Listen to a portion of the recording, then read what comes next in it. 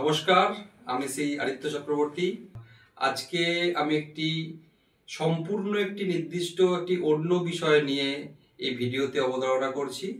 আমি বিভিন্ন master degree বা স্নাতক এবং স্নাতকোত্তর মাস্টার পড়ার সঙ্গে আমি যুক্ত এবং সেই পড়ানোর ক্ষেত্রে অবশ্যই ইতিহাস পড়ানো, এবং এই ইতিহাস পড়াতে গিয়ে আমি দেখেছি যে ছাত্রছাত্রীদের যে চাহিদা মতো বইপত্রের যোগান ঠিক মতো তারা পেরে ওঠে না, বা ঠিকঠাক বিজ্ঞানসম্মত বইপত্রের খবর তারা পায় না। বিশ্ববিদ্যালয় বা কলেজে যে সমস্ত অধ্যাপকরা পড়ান, তাদের গুরুগম্ভীর যে আলোচনা, সেই আলোচনাও তারা ঠিক মতো বুঝতে পারে না, তাদের মাথার ওপর দিয়ে চলে যায়। সেই ফলে তাদের পড়াশোনার ক্ষেত্রে কিন্তু অনেকটা খামতি থেকে যায় বলে আমার মনে হয়। এবং তাদের যদি সঠিক কোনো বইপত্রের যোগান দেয়া যায় বা বইপত্রের খবর দেয়া যায়, যোগান অর্থে তাদের যদি খবরও দেয়া যায় যে এই বইটি ভালো, সেই বইটি একটু ভালো করে পড়তে হবে, তাহলেও কিন্তু তারা অনেক বেশি গাইডেন্স পাওয়া যায়। অনেকাংশে বিশ্ববিদ্যালয়ের অধ্যাপক অধ্যাপিকারা এই সমস্ত তথ্য দিয়ে থাকেন, কিন্তু সেইভাবে তারা নিতে পারে না, বা এর ফলে কিন্তু তারা খুব একটা বইপত্রের সঙ্গে পরিচিতি হতে পারে না।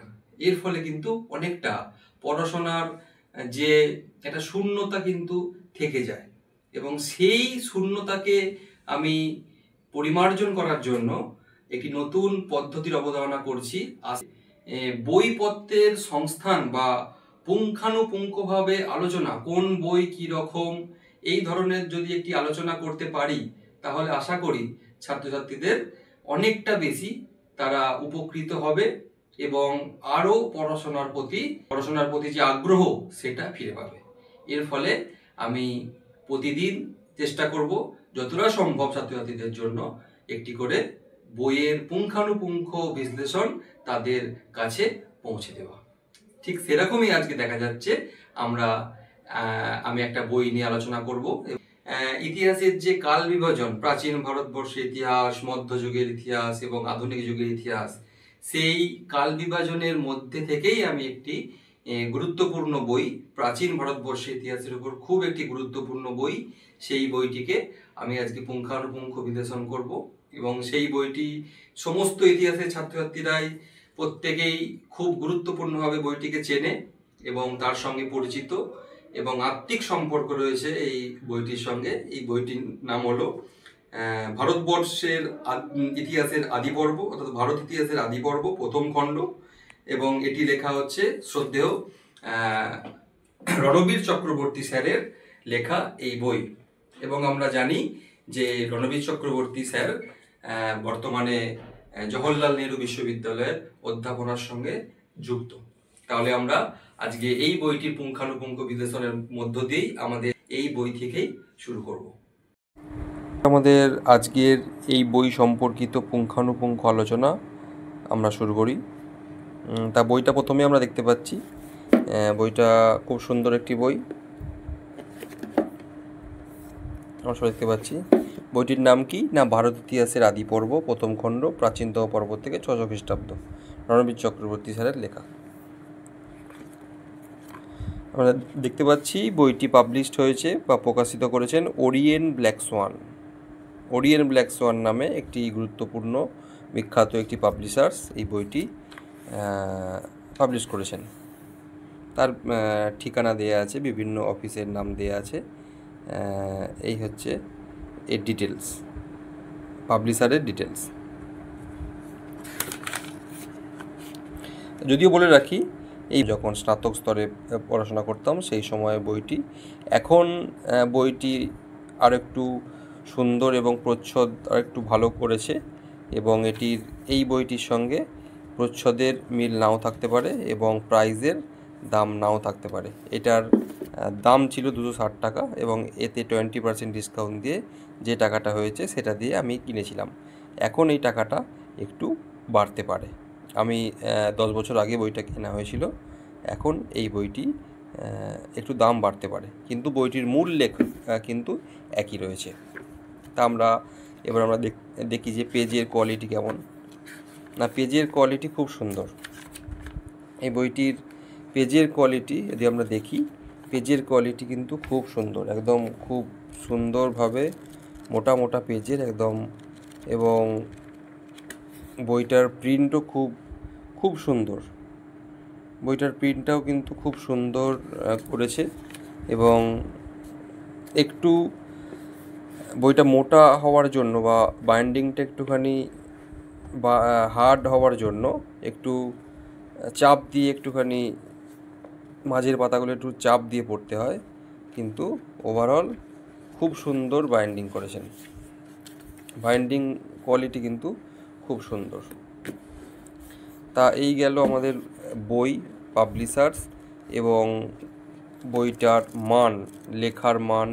এবং আমরা দেখতে পাচ্ছি যে এই যে লেখার যে প্রিন্টগুলো, এই প্রিন্টগুলোও কিন্তু খুব যে বড় তাও নয়, আবার খুব যে ছোট তাও নয়। গুরুত্বপূর্ণভাবে এটা যথেষ্টভাবেই বোঝা যাচ্ছে। তা এটা পড়াশোনার জন্য কোনো সমস্যা হওয়ার কথা নয়।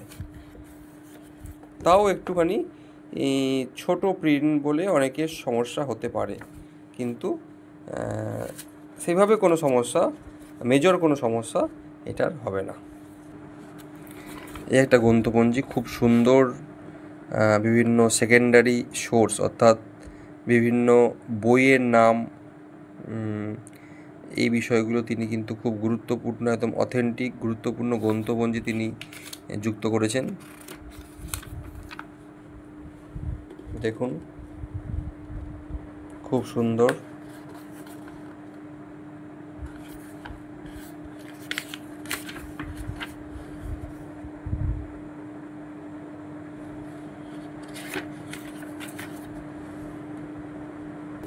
মূল বিষয়, এই যে বইয়ের প্রচ্ছদের ওপর যে ছবিটি, এটি আমরা জানি যে ভীমবেটকা গুহাচিত্র, যেখানে মেসোলিথিক এজের মানুষেরা গুহাবাসী হয়েছিলেন, বনবাসী থেকে গুহাবাসীতে রূপান্তরিত হয়েছিলেন, এবং গুহাতে ভিতরে বিভিন্ন শিকারের ছবি, বিভিন্ন পশুর ছবি, তাদের বিভিন্ন কালচারাল সমাজ জীবনের ছবি, সাংস্কৃতিক জীবনের ছবি তারা অবসর সময় গুহার দেওয়ালে বিভিন্ন কয়লা দিয়ে বা বিভিন্ন পশু পাখির হাড় দিয়ে তারা কিন্তু চিত্র অঙ্কন করত। সেই ছবিটি কিন্তু এখানে দেয়া হয়েছে।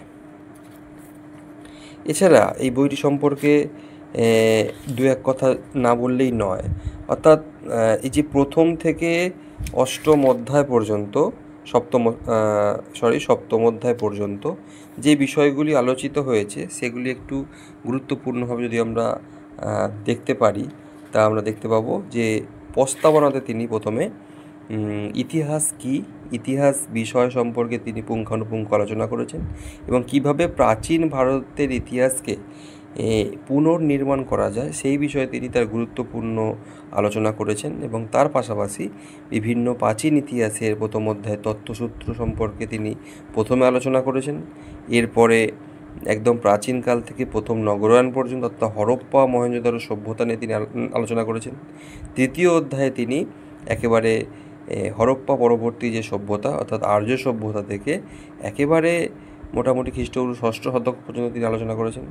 এবং এই চতুর্থ অধ্যায়ে ষোড়শ মহাজনপদ, পঞ্চম অধ্যায়ে মৌর্যদের উত্থান পতন, এবং পরবর্তীকালে মৌর্যোত্তর যুগে যে শক সাতবাহন, বিভিন্ন দেশি বিদেশি যে শক্তিগুলি, আঞ্চলিক শক্তিগুলি মাথাচাড়া দিয়ে উঠেছিল, সেই বিভিন্ন বিষয়ে তিনি তার গুরুত্বপূর্ণ আলোচনা করেছেন। এবং সপ্তম অধ্যায়ে গুপ্তযুগ এবং গুপ্তযুগের যে ধ্রুপদী পরিস্থিতির বিকাশ, সেইটা নিয়ে তিনি গুরুত্বপূর্ণ আলোচনা করেছেন।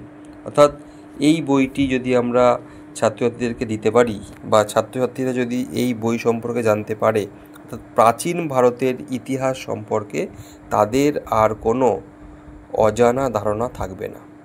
তবে একটা জিনিস আমি এখানে ছাত্রদেরকে সাবধান করব, যে এই বইটি পড়ার আগে নিশ্চয়ই সে যেন একটি সহজ মাপের বই পড়ে নেয়। প্রাচীন ভারতের ইতিহাসের একটি সহজ কোনো বই, যেটা সহজ সাবলীল লেখায় আছে তৈরি, সেই বই যেন কোনো ছাত্রছাত্রী পড়ে নেয়। শুধুমাত্র বিনা ইতিহাস সম্পর্কে বিনা জ্ঞানে, বা ইতিহাস সম্পর্কে এই প্রাচীন ভারতীয় ইতিহাস সম্পর্কে খুব একটা জানি না বা জানতে চাইছি নতুন করে, তাহলে বলবো সেই সমস্ত ছাত্রদেরকে আগে প্রথমে কোনো একটি সহজ বই পড়ে নিতে, তারপরে এই বইটি পড়তে। কেননা এই বইটি প্রথমেই যদি কেউ কোনো ছাত্রছাত্রী পড়তে চায়, তার অর্ধেক বিষয়টাই সে বুঝতে পারবে না, এবং না বুঝতে পারার জন্য এই এত একটা গুরুত্বপূর্ণ বইয়ের ওপর সে আগ্রহ হারিয়ে ফেলবে। এই জন্য আমি বলবো ছাত্রছাত্রীরা, তোমরা প্রথমে কোনো একটা সহজ সাবলীল বই পড়ে নাও, তারপরে এই বইটি পড়লে তোমরা খুবই উপকৃত হবে। এবং এই স্যারের বইটি সম্পর্কে কোনো বিষয় যে মন্তব্য করা, সেটা আমার ধৃষ্টতা হয়ে উঠবে। সুতরাং এই বই সম্পর্কে মন্তব্য করার কোনো যোগ্যতা আমার নেই। তাও আমি বলবো ছাত্রদেরকে, বইটি যদি সংগ্রহ করা যায় বা বইটি যদি পড়া যায় বা কিনতে পারা যায় বা লাইব্রেরি থেকে তুলে পড়া যায়, তাহলে তোমরা খুবই উপকৃত হবে এবং প্রাচীন ভারতের ইতিহাস সম্পর্কে একটা সম্যক গুরুত্বপূর্ণ অথেন্টিক ধারণা জন্মাবে। বইটি কলেজ স্ট্রিটে পাওয়া যেতে পারে। কলেজ স্ট্রিটের দেজ পাবলিশার্স বা advance book stall, new advance book stall, international book stall ইত্যাদি, এছাড়াও বিভিন্ন যে ফুটপাতের যে বই স্টলগুলো, সেই দোকানেও এই বই পেতে পারেন। এবং বইটির দাম হয়তো এখন কিঞ্চিৎ বেড়েছে এবং 20% ডিসকাউন্ট প্রত্যেকটি দোকানেই দিয়ে থাকে।